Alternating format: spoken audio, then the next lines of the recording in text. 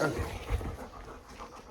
Alright, so with Otis, he has had any and all things nail trimming related poisoned for him, meaning that it's something that he's going to go out of his way to avoid because he absolutely hates it now. So as far as that goes, we have two things that we're doing right now. Number one is our nail board. I've posted this with not much commentary a lot of the time. The majority of videos that I post are just for clients. So sometimes I do them as unlisted. Sometimes I do them public. But in terms of a nail board, this one I got from Etsy because, yeah, go ahead and get a freebie, buddy. I got this one from Etsy. It's got a little compartment here that I put treats in, and we're trying to get him to just scratch this. I hold this so he can't just get it open real easily on the first drag of his paw, because it's going to defeat the purpose of what we're trying to do here. It also has a little arm on it to make it into like an easel type thing, or an incline. They can do that way as well. You okay? Lovely. You got to breathe and chew, bud.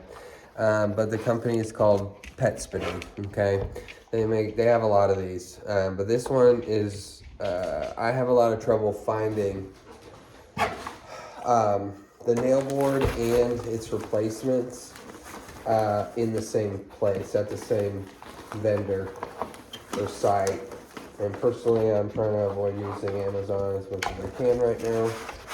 So the replacement is like this. It has this that you peel off on the back, and then you're going to adhere it to the board. And you're just going to replace the grit once it's well used and cached.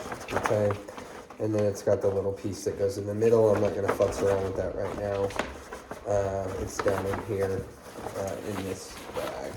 But they have two pieces that you're going to adhere to the board to replace the grit. So what I do is, Odie, I put my treats in here and I have him come over, and he's going to, a lot of the time what I'll do, if I'm not working with a resource guarder, is I'll let him sniff it and let him try to get it. They can try to get it with their tongue, they try to get it with their teeth a lot of times. Good. Once they can't do that, good. Then a lot of the time they're naturally just going to start doing that behavior that you're seeing right there. Because they get frustrated and they start using the means that any means they know of to try to obtain the treats inside of there. So that's the exact behavior we're looking for, is just dragging his paw across the grit. So some dogs are going to be a little clueless to this, like when we first start out, and some dogs are going to pick it up right away. Good.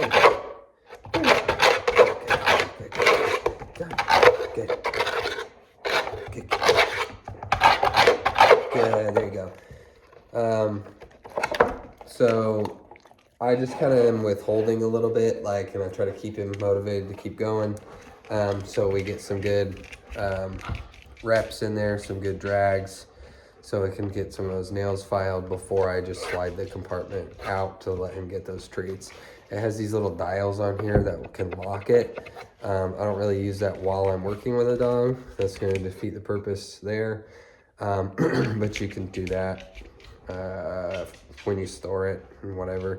It also has this little piece here. It's like a little polyurethane loop that you can do this, or they, if they're smart enough, will grab this, which is why you might just go ahead and cut it off, because you don't want them grabbing it and pulling it off without filing your nail. That makes it more of a food puzzle than a self-grooming tool. So let's do one more of this. Hey, Bubba.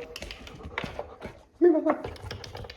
I know there's free treats on the table here. Ready? Good.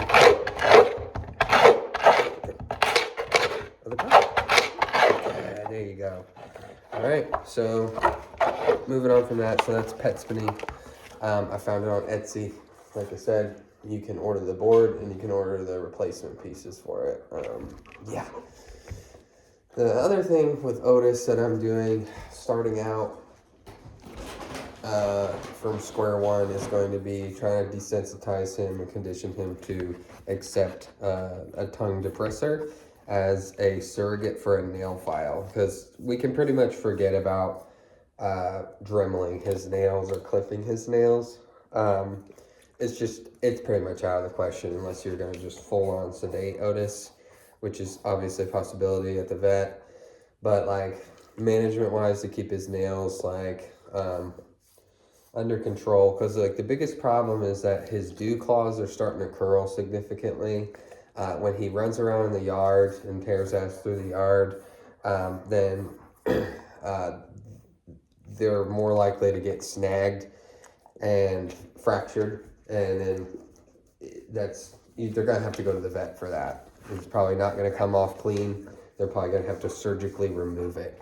So that is an issue, but it's not an emergency right now. It is urgent, but urgency is not an emergency. So what I'm trying to do is get him conditioned to accept, good job, buddy, this tongue depressor as a surrogate for a nail file right now. I'm trying to move on to an actual nail file. Good, there you go. And how I do that is like, I don't go right for his nail immediately. I try to establish like a touch gradient. Good job, here you go. And just start like up at the shoulder or like his back to let him know like, hey, this thing's actually like cool. It pets you, like, you know, and you get treats out of it. You get food reinforcers rather out of it. Yeah, thank you. And then so I try to bring it down, get to the nail. And before he lifts up his paw, like, then I try to get him rewarded to let him know, hey, not only is that thing you're experiencing not negatively impactful to you, it's actually to your benefit. This thing is good.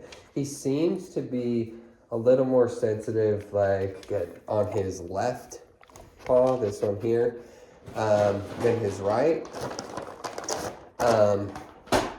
And also when he drags his nails on the board, I notice that he's like, it's almost like his dominant paw is his right paw. You being rude, boy, aren't you? The board's not here. The board's not here right now. It's like, I want that treat. But he will flatly drag like his paw along the board with his right paw. With his left paw, he kind of curls it, and it doesn't get like flush like this.